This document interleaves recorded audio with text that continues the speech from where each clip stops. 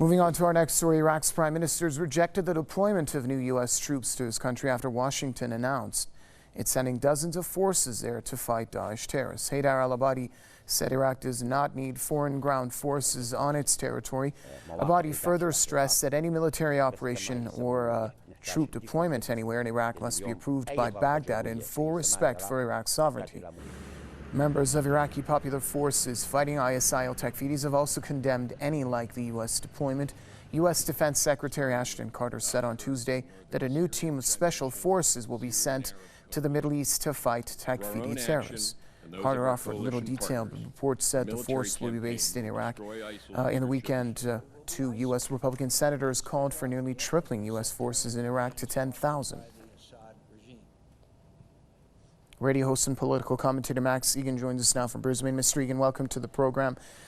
Give us your thoughts on the recent announcement of the United States intending to send special forces, dozens of special forces, in order to fight Daesh in the Middle East, and also of the Iraqi Prime Minister's response to that announcement.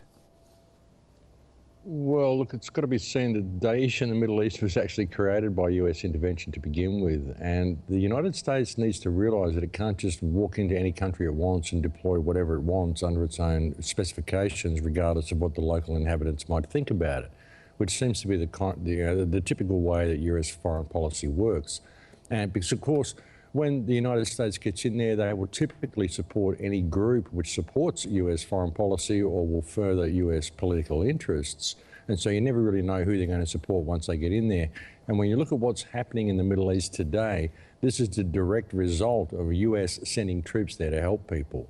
I mean, this is how it all started to begin with. So it's no wonder that the Iraqi government is looking at the situation in the country now and saying, well, hang on, we were stable before you got involved, and so we really don't need any more help. Thank you very much. Mr. Igan, do you think that the timing of this announcement is by the United States is questionable, maybe as we're seeing Russia getting involved in fighting the Daesh Takfiri terrorists and also being very successful in battling the terrorists in Syria? Of course it is. Look, you've got to understand where these Daesh terrorists originated, which was really in northern Iraq, is where they really became to first prominence. And the United States has been seen to support any group that will support its political interests, as I said. So, you know, with Russia coming in there and virtually stomping on them within a matter of days when the United States couldn't apparently do it within years, of course, this is what they're doing. They're simply bolstering up their support for the groups in the area. The United States and the West are running these terrorist groups. I mean, this is well proven. It really is. I mean, we've confirmed that most of the money that these Daesh terrorists are receiving is coming from oil funds, which is going out through Kurdistan, funneled mainly through Israel. They're all using Western hardware, and the United States is simply picking certain groups in certain areas to support its agenda, and it doesn't really care who it supports as long as that agenda goes forward. So, yeah, it really is. The timing of this is impeccable, and it is really designed to, you know, bolster up support against what Russia is doing. I think Russia is seeing what's happening here and the incredible influx of refugees into Europe, which is effectively threatening Russia's borders.